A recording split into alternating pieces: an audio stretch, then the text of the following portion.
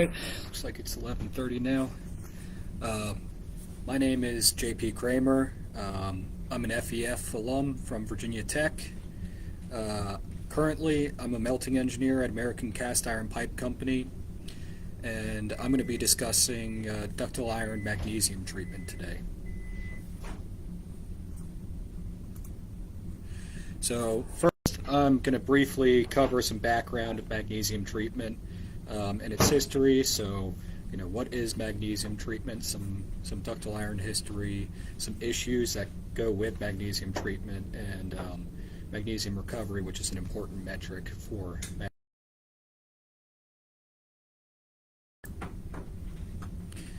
So, first, magnesium treatment is the addition of magnesium to iron to produce a microstructure containing graphite spheres or nodules. Without magnesium, the iron would solidify with a flake graphite shape, as you can see over on the left picture here. That's gray iron, which typically your base material for ductile iron is gray iron. And you'll treat with magnesium to create this spheroidal or nodular shape.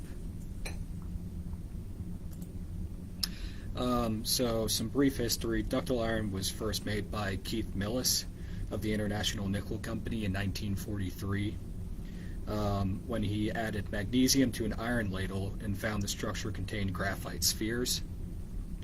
The International Nickel Company was later granted a patent for magnesium treatment in 1949, but in 1948, Hinton Murrow announced at an AFS conference that he was able to produce ductile iron using cerium additions.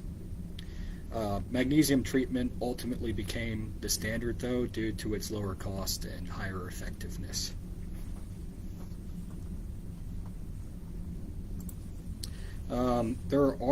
Despite its advantages, magnesium treatment still has its challenges to overcome. First of all, it boils around 2,000 degrees, and treatment temperatures are often above 2,700 degrees.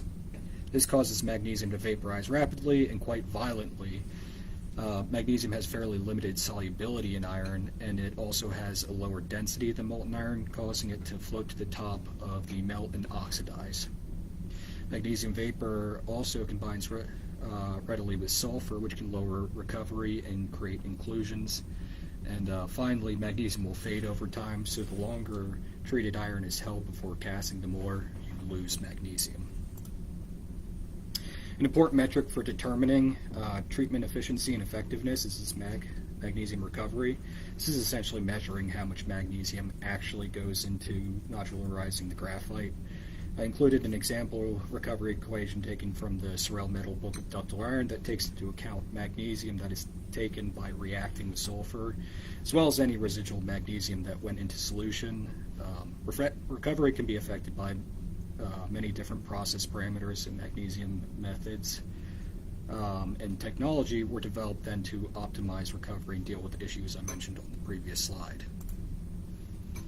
So I'm going to go over a few commercially important magnesium treatment materials that can be broadly classified into alloy treatment materials and pure magnesium. One of the first treatment materials developed that was used by Keith Millis in his initial ductile iron experiment is nickel magnesium alloy, or nickel mag. This alloy typically contains about 4 to 16% magnesium with varying amounts of silicon, carbon, and iron, and a nickel balance. Nickel mag is high density, so it won't float in iron, giving it a fairly high recovery, and nickel mag is usually used to create high strength pearlitic grades of ductile iron, but it can be difficult to produce as cast high ductility ferritic grades. Now, magnesium ferrosilicon is the most commonly used treatment material. It usually contains 3 to 10% magnesium and often contains calcium, aluminum, and rare earths that all aid in desirable microstructural development.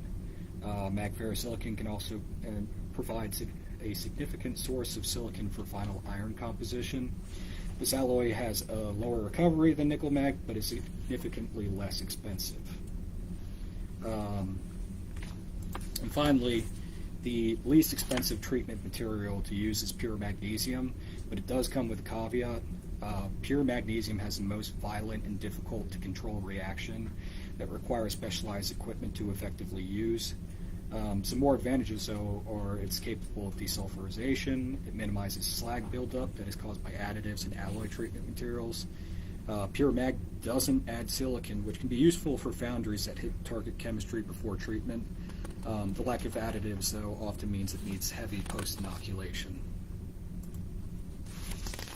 So I'm going to cover a fairly wide range of treatment methods that can utilize all the treatment materials I mentioned and fit a number of different foundry operations.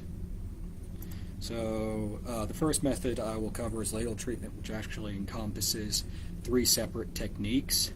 The first of those is the pour-over treatment, which is the most simple treatment method.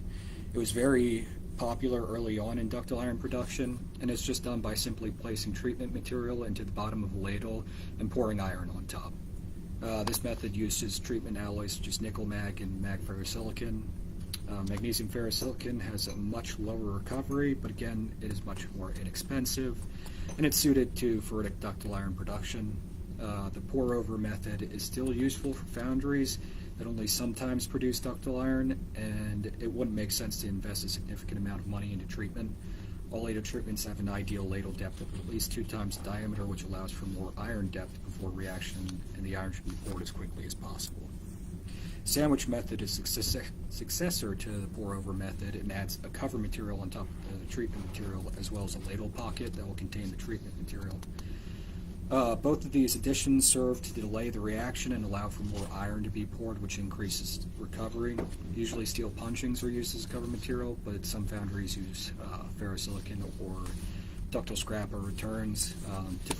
Typical recoveries for this are 40 to 50%, but this can be affected by iron temperature and cover material quality. The final ladle treatment is a tundish cover, which gained popularity starting in the 80s.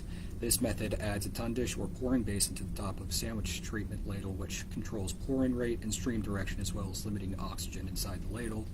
So less oxygen in the ladle means lower magnesium loss to oxidation and less treatment fumes.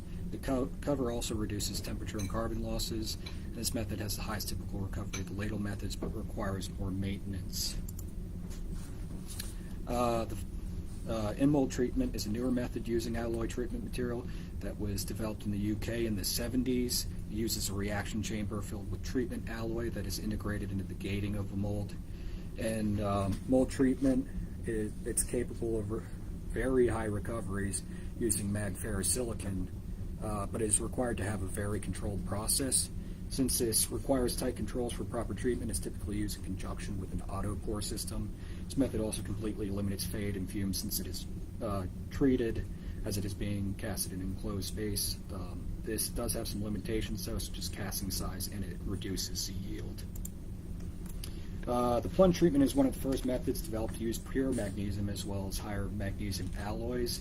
It uses a ceramic bell filled with treatment materials that is attached to a plunging rod and lid that will close when the bell is submerged.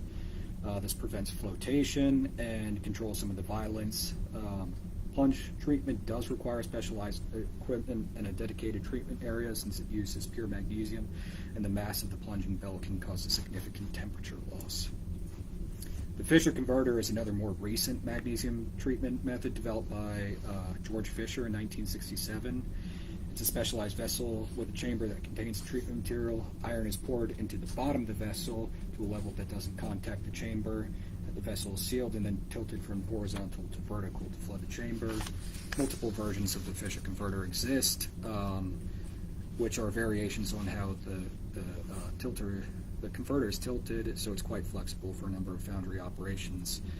This runs best when it's run frequently, but it does require frequent maintenance and relining. The last pure magnesium treatment I'm covering is the pressure ladle treatment.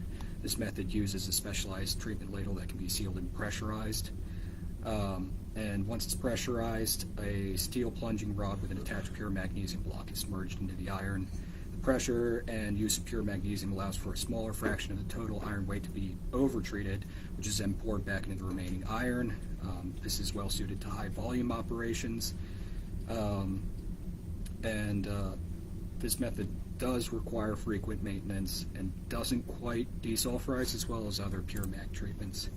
And finally, cord wire is a method that was first adopted in the steel industry for deoxidation microalloying.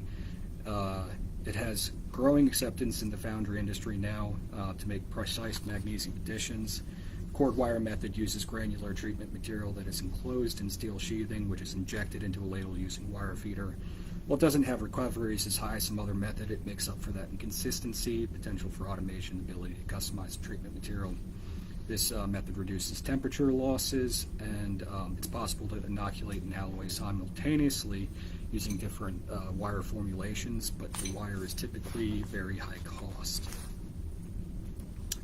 Thank you to everyone who attended this session.